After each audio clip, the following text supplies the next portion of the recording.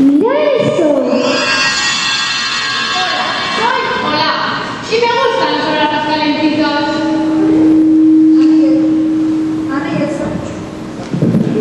Ana y Elsa no sabían lo que les esperaba, ni todo por lo que tendrían que pasar. ¡Atrápame! ¡Te pillé! ¡Otra vez! ¿Ana? ¡Mamá! ¡Papá! ¡Elsa! ¿Pero qué has hecho? Se te ha ido de las manos. Ha sido sin querer. ¡Está en la Vamos, sé dónde tenemos que ir.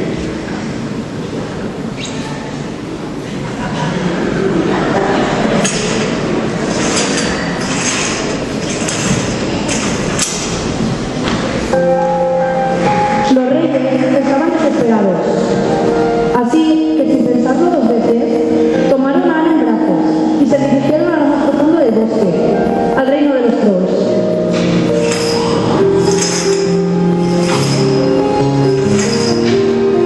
Por favor, ayúdenme, es mi hija. Acérquela. Por suerte, no fue el corazón, porque el corazón es difícil de cambiar, pero la cabeza sí se puede modificar. Hagan lo que tengan que hacer. Yo recomiendo suprimir toda la magia, incluso los recuerdos, para estar seguro. Pero tranquilo, recordará los momentos divertidos, se pondrá bien. ¿Pero va a olvidar que tengo poderes? Es por su bien. Elsa, tus poderes siguen creciendo y tienes que enseñar a controlarlo, porque no sabes hasta dónde puede llegar. Eso asustó mucho a Elsa.